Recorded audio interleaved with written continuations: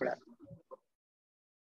तो नोट करके हमने ये समझा कि जो amount of energy radiated per second per unit area है बेटा, according to Stefan for any body, वो होता है इमिसिविटी सिग्मा, और इसको लिखेंगे बेटा इमिसिविटी सिग्मा और साथ में टी की पावर 4 माइनस टी नॉट की पावर 4, ब्रैकेट में हो जाएगा बेटा यहाँ पे टी की पावर 4 माइनस टी नॉट की पावर। इसी को हमने लिखा था बेटा कि अगर ई को हम चाहें तो लिख सकते हैं delta q by delta t into a. यहाँ पे इसको कहते हैं रेट ऑफ हीट लॉस। तो लॉस को हम हमेशा, ये जो है ना, ये रेट ऑफ हीट लॉस है, रेट ऑफ हीट लॉस है, और लॉस हमेशा नेगेटिव में लिखना चाहिए बेटा। यानी कि मैं इसको लिख सकता हूँ minus D Q by D T, और ए को मैं उधर मल्टीप्लाई कर दूंगा तो हो जाएगा इमिसिविटी ए साथ में सिग्मा टी की पावर 4 माइनस टी नॉट की पावर। ये हीट लॉस का एक जनरल कॉन्सेप्ट। इसी को मॉडिफाई किया गया न्यूटन्स लॉ के थ्रू। न्यूटन ने इसको मॉडिफाई किया, और उसने क्या किया, जरा ये देखो बेटा, इसको हम चाहें तो ऐसे लिख सकते हैं delta q by delta T, ये हो जाएगा इमिसिविटी सिग्मा ए साथ में T square minus T not square plus ये हो जाएगा टी स्क्वायर इंटू और साथ में प्लस टी नॉट का स्क्वायर। हमने ए स्क्वायर माइनस बी स्क्वायर का फॉर्मूला अप्लाई कर दिया, ए माइनस बी ए प्लस बी, और इसलिए पावर 4 पर जो था बेटा, और उसके आगे मैं इसको लिख सकता हूँ इमिसिविटी सिग्मा ए, और भी इसको एक बार अप्लाई कर दूंगा तो हो जाएगा टी माइनस टी नॉट, इसको लिखेंगे टी प्लस टी नॉट, और ये हो जाएगा यहाँ पे T square plus T not square. Further अगर बेटा देखो न्यूटन्स लॉ कब काम करता है, स्टीफन लॉ तो किसी भी टेम्परेचर के लिए काम करता है, लेकिन न्यूटन्स लॉ ये कहता है कि अगर टेम्परेचर डिफरेंस काफी small, if temperature difference is small, temperature difference is small, ऐसे कंडीशन में अगर ये स्मॉल है तो हम इसको लिखेंगे यहाँ पे, मतलब ब्रैकेट में कितना है स्मॉल, डिफरेंस 30 केल्विन से ज्यादा नहीं होना चाहिए, से 30 केल्विन। ऐसे केस में t प्लस टी नॉट को मैं 2 टी नॉट लिखना पसंद करूंगा, और T square plus T not square को मैं लिखूंगा 2 टी नॉट का स्क्वायर, तो दोनों सेम बेटा इक्वल कंसिडर करेंगे। तो minus delta cube by delta T की वैल्यू ये हो जाएगा यहाँ पे इमिसिविटी सिग्मा ए, और देखो इस पूरे के जगह पे यहाँ पे जो टर्म्स है इसकी वैल्यू जो हो जाएगी, इस पूरे को हमने लिखा 2 टी नॉट, इसको लिखा 2 टी नॉट स्क्वायर, दोनों को हमने मल्टीप्लाई किया, ये हो जाएगा 4, यहाँ पे लिख रहा हूं मैं 4, और ये हो जाएगा टी नॉट की पावर 3 और ब्रैकेट में टी माइनस, ये है न्यूटन्स लॉ ऑफ कूलिंग का सेंस। मतलब यहीं से, यहाँ से बना न्यूटन्स लॉ ऑफ कूलिंग के बारे में इंफॉर्मेशन कि हम कैसे उसकी चर्चा करें। ठीक है, ये 4 epsilon sigma a t not की पावर 3 टी माइनस टी। मतलब न्यूटन्स की थॉट यहीं से आई है, स्टेटमेंट में भी लिखूंगा, बट न्यूटन का ही कहता है कि जो रेट ऑफ हीट लॉस है, अगर ये सब कुछ कांस्टेंट है, देखो सब कुछ मतलब मैं इसकी बात कर रहा हूँ, अगर ये पूरा term 4 emissivity sigma a t not की पावर अगर ये कांस्टेंट हो जाए तो rate of heat loss directly proportional to temperature of difference of temperature of the body and surrounding, दोनों के डिफरेंस के डायरेक्टली प्रोपोर्शनल। ये न्यूटन का कहना था। उसने लॉ ऑफ कूलिंग जो कॉन्सेप्ट दिया था उसका थॉट यहीं से आया था।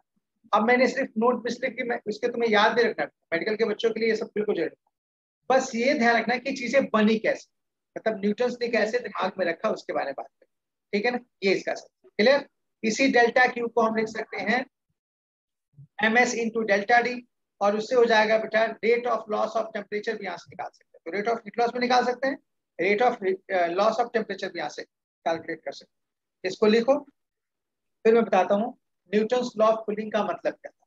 ये कॉन्सेप्ट यही था जो मैंने यहाँ से लिखा है, बस ये सब कुछ कॉन्सेप्ट होगा और फिर वो सारी बातें हो जाएंगी। न्यूटन्स लॉ ऑफ, ठीक है, पहले स्टेटमेंट, और ये इसलिए इंपॉर्टेंट है कि इससे 3 तरह के क्वेश्चंस बनते हैं जो आपको दिमाग में रहेंगे। ये क्या समझाता है बेटा, it state that rate of heat loss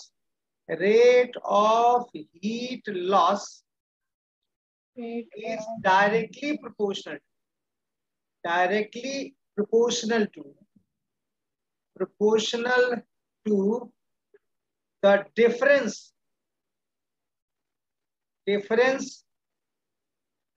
between temperature of a body and surrounding. Body इसको T से लिखते हैं, and surrounding इसको T0 से लिखते हैं. Provided condition है बेटा, provided difference is small, temperature difference की वैल्यू कम होनी चाहिए, डिफरेंस इज स्मॉल. यानी कि हम ये कह सकते हैं यहाँ पे ऐसे कंडीशन में इसको लिखेंगे स्मॉल, मतलब ब्रैकेट में लिखो से 30 केल्विन, यहां तक लास्ट तक यूज कर सकते. तो ये हमें समझाता है न्यूटन्स लॉ ऑफ कूलिंग कि जो भी रेट ऑफ हीट लॉस है, देखो ध्यान से, delta q by delta t वो proportional to t minus T nought होगा. ये है न्यूटन्स लॉ का मतलब, माइनस है. इसका मतलब जैसे जैसे बॉडी और सराउंडिंग के बीच का टेम्परेचर डिफरेंस कम होता जाएगा, रेट ऑफ हीट लॉस की वैल्यू भी कम होती जाएगी. समझो जरा मैं क्या कह रहा हूं. जैसे जैसे डिफरेंस, जैसे मान लो एक बॉडी को आपने हॉट करके रखा है, किसी लिक्विड को बॉयल करके रखा, उसको कूल कर रखा है, तो अगर एक वाटर को बेटा आपने 100 डिग्री सेल्सियस से बॉयल करके रखा, सराउंडिंग की टेम्परेचर अगर बेटा से 40 डिग्री सेल्सियस है, तो गर्मी में देखना पानी जल्दी ठंडा नहीं होता और ठंडी में जल्दी ठंडा हो जाता है बेटा, क्योंकि उसकी डिफरेंस ज्यादा है, इसलिए लॉस वहां पे ज्यादा, रेट ऑफ हीट लॉस ज्यादा. जल्दी मतलब टाइम की बात करो, ठीक है ना, जल्दी मतलब यहाँ पे टाइम से. इसी चीज को हम चाहें तो एक कदम और आगे बढ़ के इसको लिख सकते हैं. यहाँ से इसको लिखेंगे minus m s delta t upon d t is equal proportional to t minus T not. ये बेटा अगर कांस्टेंट है तो इसको यहाँ से हटा दो, यानी कि आप कह सकते हो इसको ऐसे भी ले सकते हैं d t upon rate of loss of temperature कहते हैं इसको बेटा, is proportional to t minus, इसको भी कह सकते हैं. मतलब इसको ऐसे भी समझा सकते हैं, रेट ऑफ हीट लॉस जो के बजाय रेट ऑफ टेम्परेचर लॉस की बात कर सकते हैं. अगर मास फिक्स है तो मतलब क्या हुआ, अगर तुमने 1 kg लिक्विड 1 kg किसी सब्सटेंस या 1 लीटर या कोई भी अमाउंट तुमने गिवन मास के कोई लिक्विड तुमने उसको बॉयल करके रखा. अब सपोज करो, देखो rate of loss of temperature का क्या मतलब है ये समझा, ठीक है ना. एक क्वेश्चन तो यही से बनता है बेटा, ठीक है ना. यहाँ से पहला टाइप का जो क्वेश्चन, टाइप 1 क्वेश्चन बनता है. एक तो क्वेश्चन यही बनता है जिसको समझना है कि मान लो एक लिक्विड को तुमने बॉयल करके रखा, उसकी टेम्परेचर नीचे आ रही, यहाँ पे उसका टेम्परेचर 100 था, फिर वो 90 डिग्री सेल्सियस हो गया, फिर वो 80 डिग्री सेल्सियस हो गया, ऐसे उसकी टेम्परेचर डिक्रीज हो रही है, और ये बेटा हो गया यहाँ पे 70 डिग्री सेल्सियस. और मान लो सराउंडिंग का टेम्परेचर जो बेटा टी नॉट की वैल्यू दे रखा है 40 डिग्री.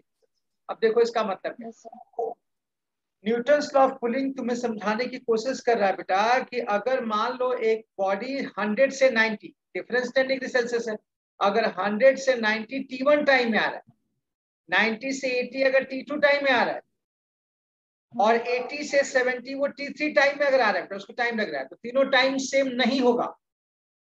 तीनों टाइम की वैल्यू सेम नहीं. मतलब अगर 5 मिनट में तुम्हारी वाटर की टेम्परेचर 100 से 90 पे आ गई, तो 90 से 80 पे जाने में 5 मिनट से ज्यादा टाइम लगेगा. ये इसका मतलब yes, क्योंकि उसका रीजन है, देखो पहले डिफरेंस 100 माइनस 40 था, अब 90 से 80 के लिए अब डिफरेंस 90 माइनस 40 यानी कि 50 डिग्री सेल्सियस हो गया.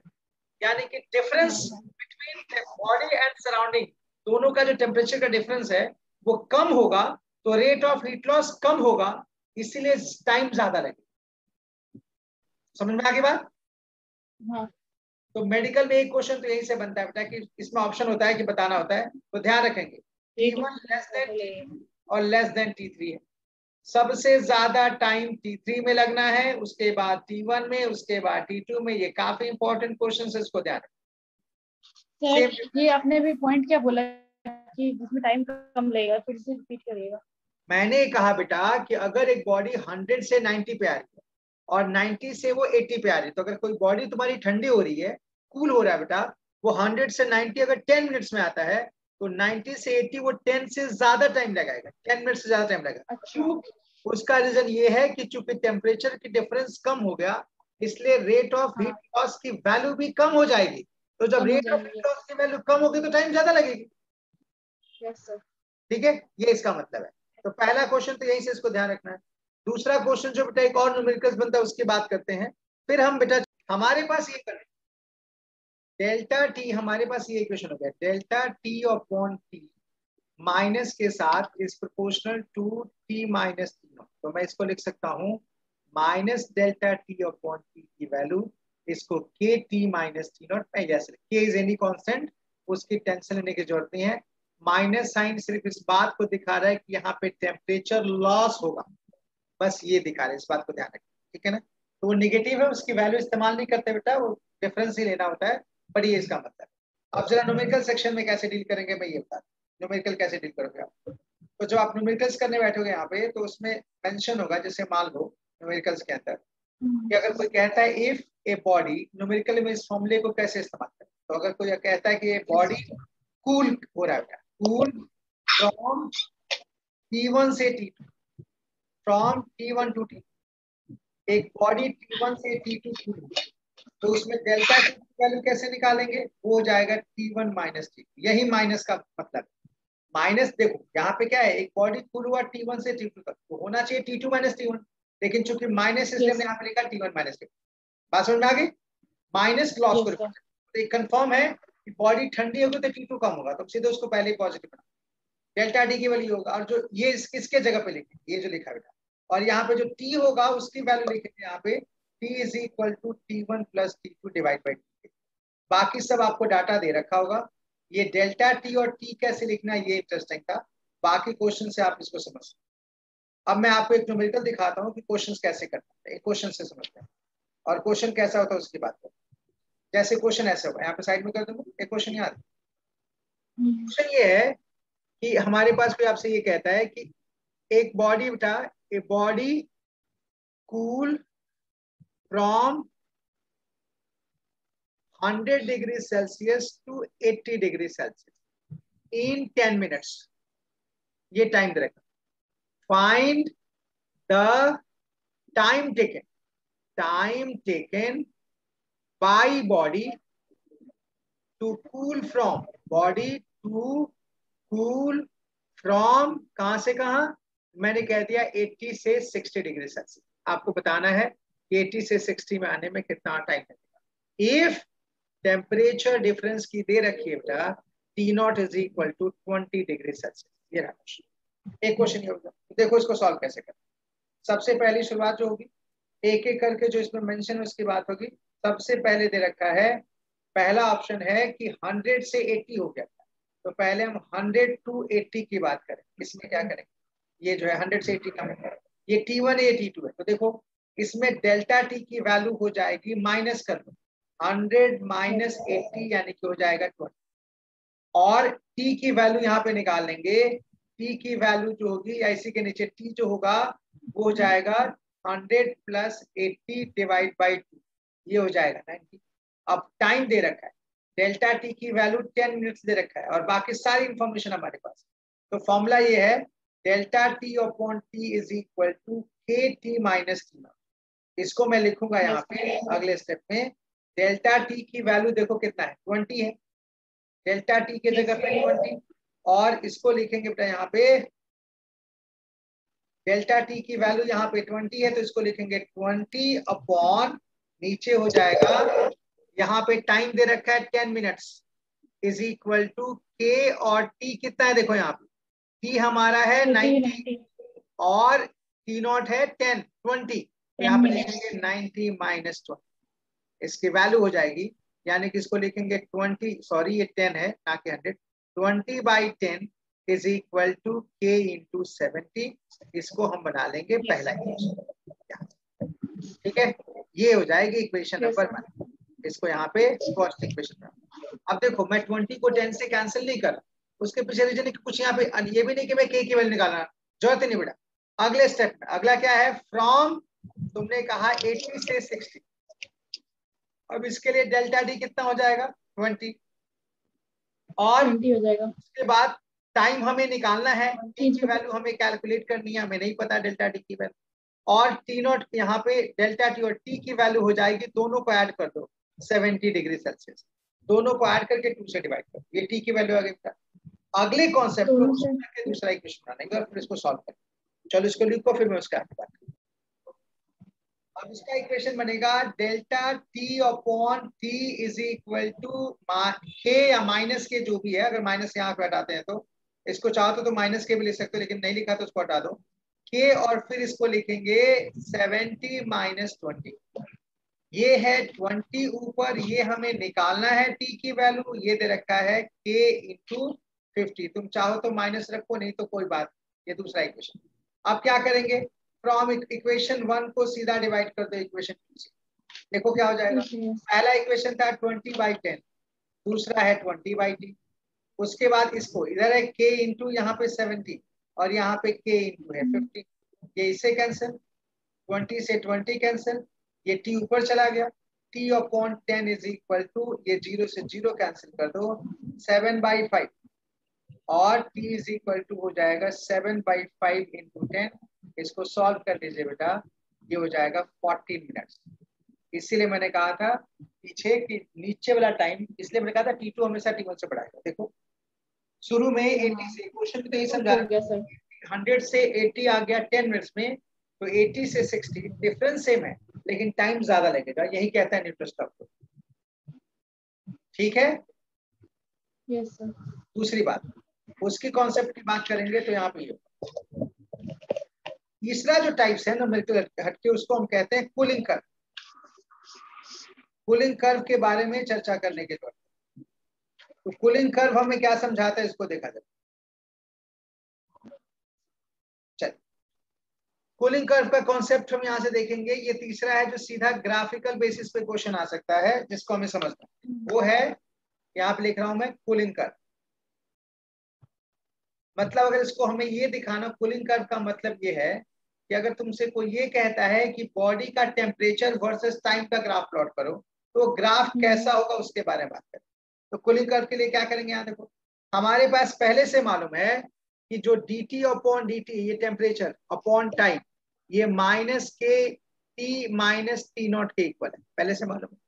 तो इसको लिखेंगे बेटा, देखो यहाँ पे इसको इंटीग्रेट कर दो पहले, dt upon T minus T not is equal to minus K into D T. Integrate कर दीजिए इसको, ये हो जाएगा यहाँ पे natural log T minus T not is equal to minus K T और प्लस कोई भी कांस्टेंट मान लो सी या ए, कुछ भी। यहाँ पे ए है तो ए कांस्टेंट मान लो, एज ऑल्सो कांस्टेंट। देखो क्या होगा, लॉग को हटा दो, जब भी लॉग हटता है बेटा तो एक्सपोनेंशियल ई की power minus K T plus ए, इसको लिख सकते हैं ई की पावर माइनस के टी और इंटू ई की पावर ए। ये भी तो कोई ना कोई कांस्टेंट है। इसको एक काम करेंगे, T minus T not is equal to, इसको कोई कांस्टेंट सी मान लो, कैपिटल सी, और ये हो जाएगा ई की पावर माइनस के। ये इस बात का प्रूफ है कि temperature difference directly proportional to ये एक्सपोनेंशियली, सॉरी, ये टेम्परेचर डिफरेंस सीधा एक्सपोनेंशियली टाइम के साथ डिक्रीज करता है।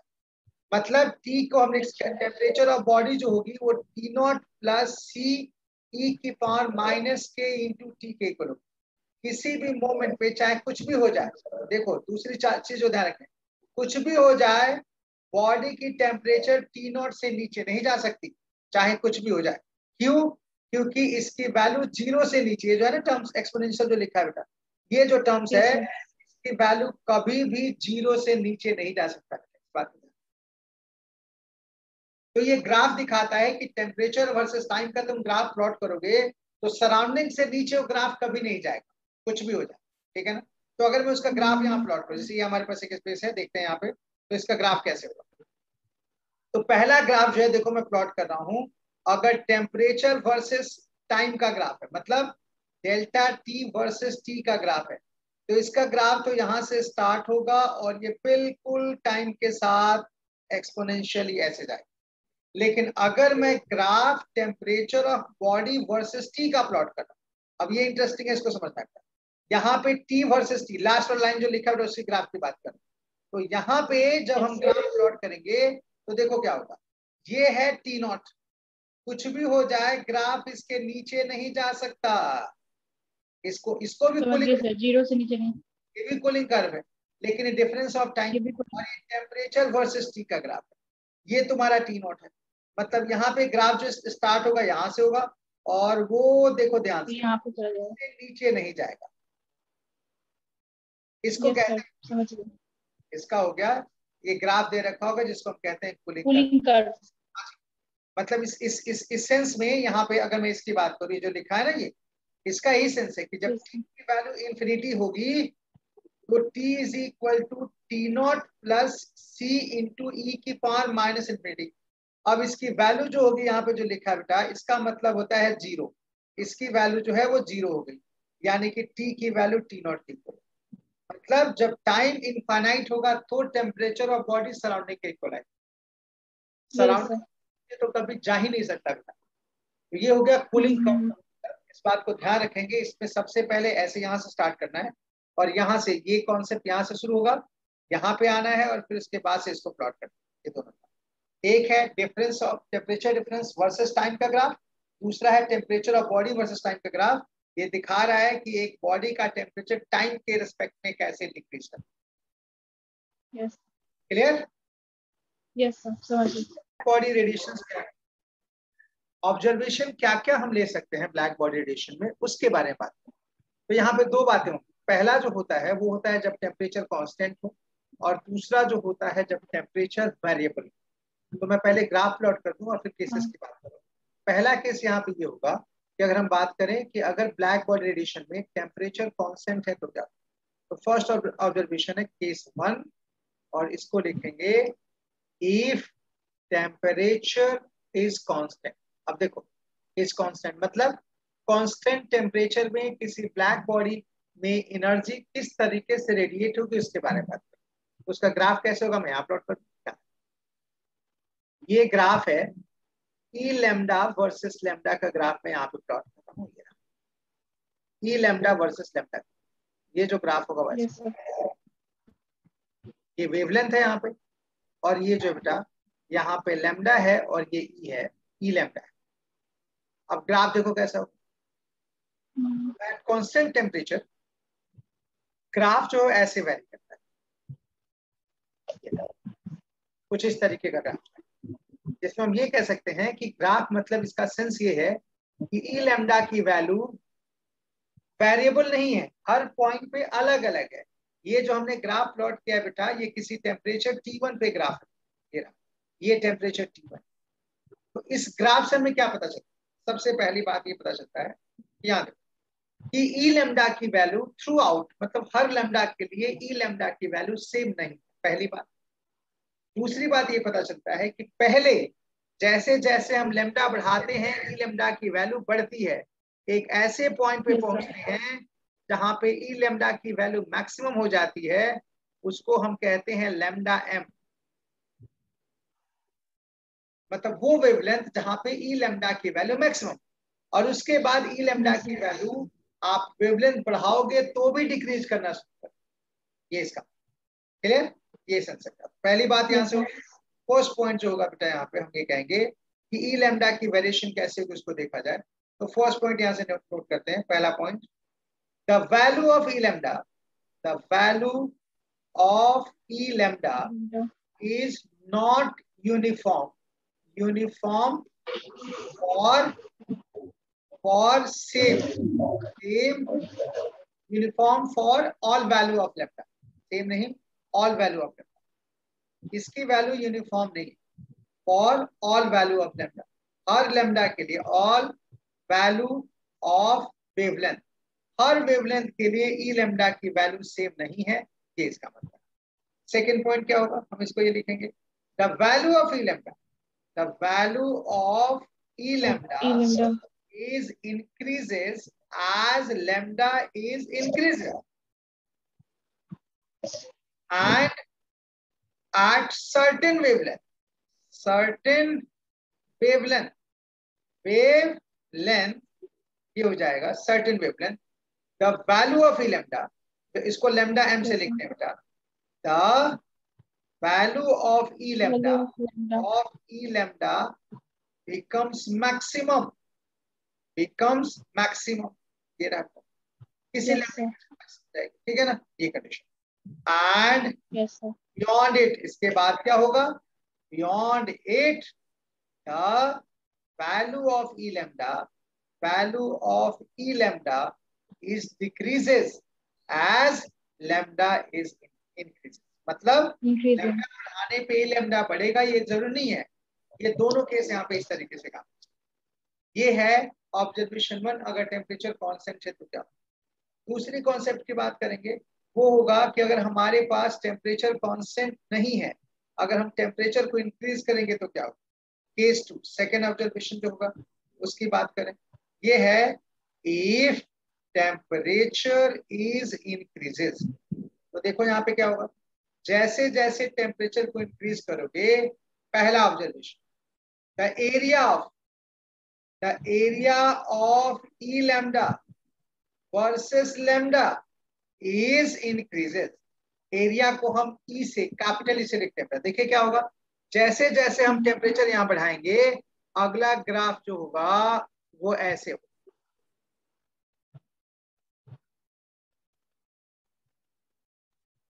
उसका अगला जो ग्राफ होगा वो ऐसे होगा। नेक्स्ट वन,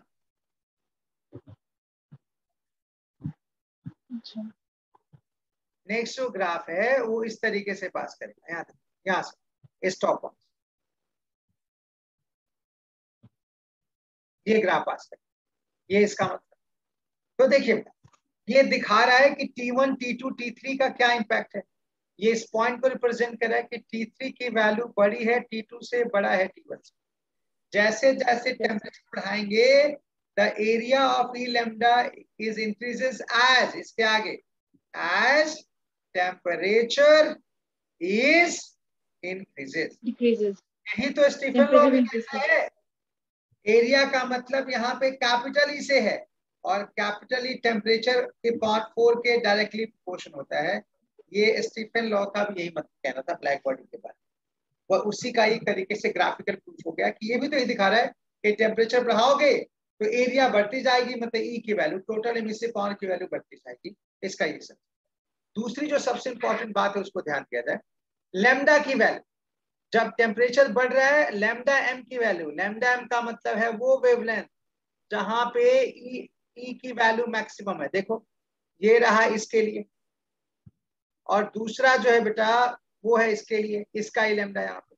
तो ध्यान से देखिए, जैसे जैसे हम टेम्परेचर की वैल्यू को बढ़ा रहे हैं, उस वो वेवलेंथ की वैल्यू जिस पे ई लैम्डा की वैल्यू मैक्सिमम होगी, ये मान लो ये 1 है, ये T1 पे है, मतलब डैश मान लो इसको, इसको लिखेंगे लैम्डा एम डबल डैश, और ये हो जाएगा जो यहाँ पे है उसको लिखेंगे लैम्डा एम ट्रिपल डैश। ये जो वैल्यू है लैम्डा और ट्रिपल डैश, ये लैम्डा एम डबल डैश, और ये जो है बेटा इसको हम लिखेंगे यहाँ पे लैम्डा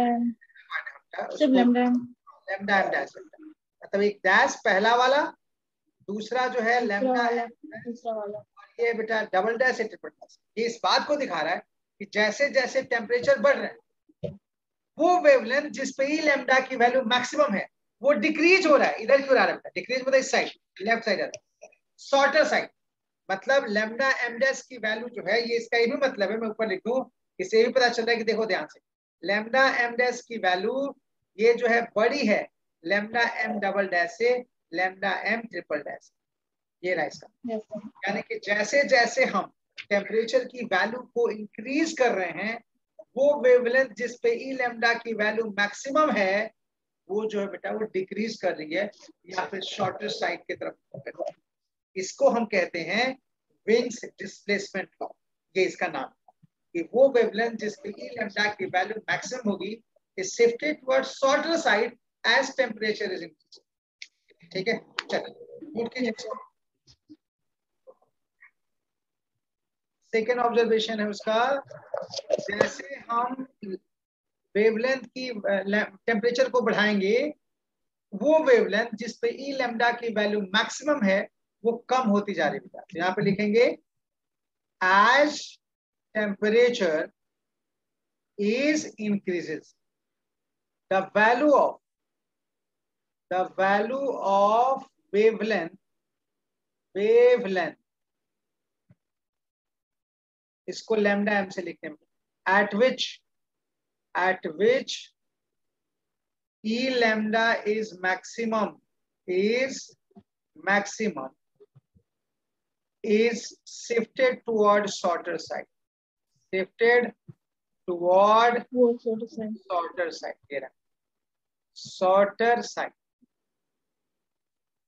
अब यहाँ देखिए, इसका मतलब ये है कि लैम्डा एम जो होता है वो इनवर्सली प्रोपोर्शनल टू टेम्परेचर, ये है इसका मतलब। इसका मतलब किसी भी ब्लैक बॉडी के लिए लैम्डा इंटू टी की वैल्यू हमेशा कांस्टेंट होगी, ध्यान रखेंगे इसको। ये कोई जे एडवांस तक में क्वेश्चन पूछा गया और ये कॉन्सेप्ट बहुत इंपॉर्टेंट है क्योंकि सन इटसेल्फ एक एग्जांपल है ब्लैक बॉडी रेडिएशन का। कभी तो टेम्परेचर के हिसाब से इसकी वेवलेंथ देखना, दिन में धूप की कलर अलग होती है, हर टाइम इसकी वैल्यू चेंज होता है बेटा। जैसे जैसे टेम्परेचर बढ़ता है लैम्डा कम होते जाता है।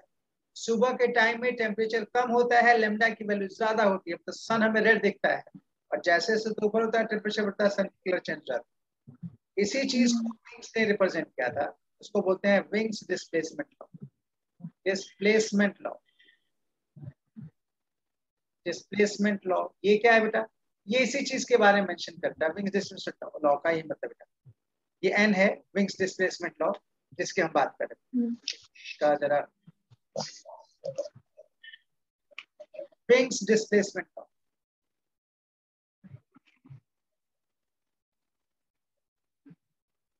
Displacement law. यहां देखो बेटा, इसका यही कहना था कि the wavelength at which, wavelength यानी कि lambda M, at which E lambda is maximum, E lambda is maximum, is inversely proportional to, inversely proportional to, inversely proportional to absolute temperature. Absolute temperature का मतलब होता है temperature must be measure in kelvin, मतलब T जो होना चाहिए is in kelvin होना चाहिए, के में, ये इसका मतलब है। लैम्डा एम जो है वो इनवर्सली प्रोपोर्शनल टू 1/T है और T यहाँ पे केल्विन में होना चाहिए। इस प्रोपोर्शन को हटाते हैं बेटा तो एक कांस्टेंट जुड़ता है B/T। मेडिकल के एग्जाम में इस कांस्टेंट की वैल्यू तक पूछी गई बेटा। B को हम कहते हैं B इज कांस्टेंट, जिसका मतलब जिसको हम कहते हैं wings constant, wings constant. Value जो होती है बेटा उसको लिखते हैं E की वैल्यू, जो B की वैल्यू जो होती है 2.89810⁻³ मीटर इंटू केल्विन, ये रहा B। ध्यान रखेंगे। और ये भी वही कह रहा है बेटा, इसका भी वही मतलब जो हमने यहाँ पे लिखा है वो भी विंग्स का भी यही सेंस है, सिंपल। तो विंग्स भी यही कहता है बेटा कि लैम्डा एम इंटू टी की वैल्यू जो होगी वो किसी भी ब्लैक बॉडी रेडिएशन के लिए हमेशा कांस्टेंट होगा, ये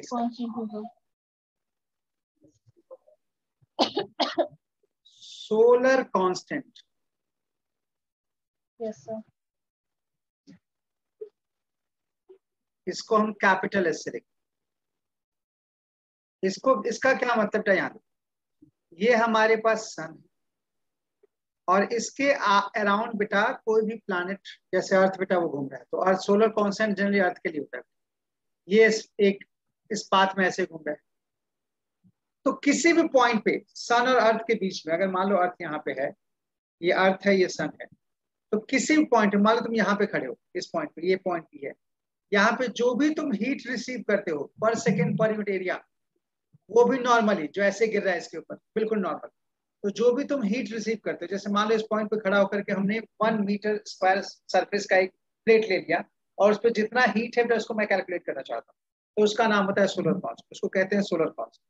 उसी को डिफाइन कर दूं मैं, इसको ऐसे लिखेंगे, इसकी डाटा होता है, इसको ध्यान रखना होता है। It is defined as the amount of energy, energy received per second per unit area at any surface which held between sun and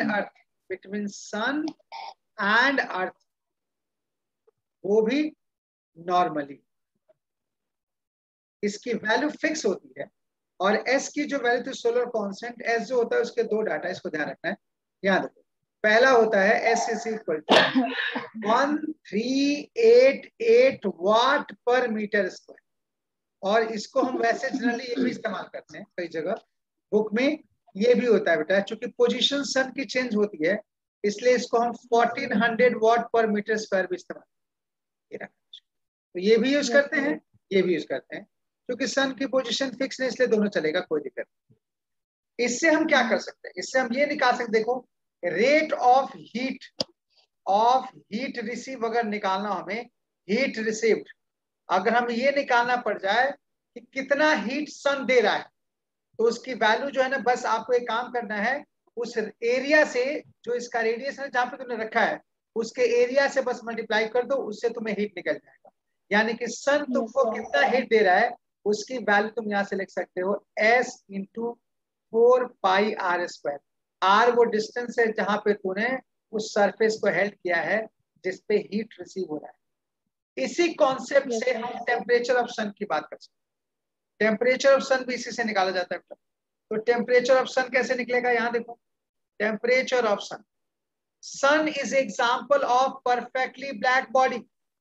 अगर सन का रेडियस हमें पता है तो देखो ये सन है, इसका रेडियस मान लो r है, ये ब्लैक बॉडी का एग्जाम्पल है, तो यहाँ पे हम निकाल सकते हैं, यहाँ देखो सन के लिए रेट ऑफ हीट रेडिएटेड, या रेट को हटा के पहले सिर्फ हीट रेडिएटेड की बात कर सकते हैं। यहाँ पे लिखेंगे सन के लिए मैं बात कर रहा हूं, हीट या energy radiated per second per unit area from perfectly black body. यहाँ पे लिखेंगे जो हीट है या energy radiated per second per unit area, पर सेकेंड पर यूनिट एरिया जो होता है लिखते हैं सिग्मा टी की पावर 4। ये था स्टीफन लॉ, क्योंकि sun is example of perfectly black body, इसलिए एमिसिविटी की वैल्यू यहाँ पे 1 हो जाएगी।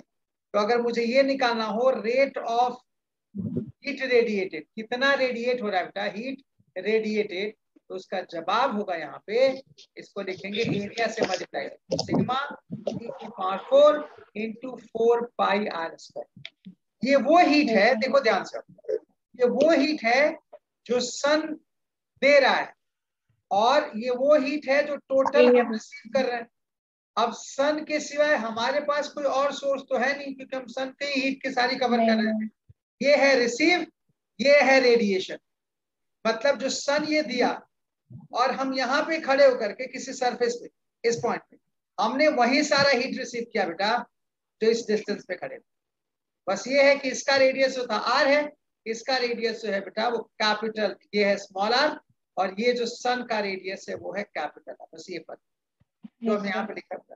तो हम दोनों इक्वेशन को इक्वेट कर सकते हैं, जितना ये और ये दोनों इक्वल होगा, from equation 1 and from equation कह सकते हैं। यहाँ से दोनों कॉन्सेप्ट को एक साथ लिखने के बाद from equation 1 and 2, equation 1 and 2 दोनों को इक्वेट कर दो, ये हो जाएगा सिग्मा टी की पावर 4πr², ये हो जाएगा s इंटू 4πr²। क्या ये 4π से 4π कैंसिल, हमें t चाहिए, ध्यान दो इधर, मतलब t की पावर को हम लिख सकते हैं s into r² upon sigma into capital r²।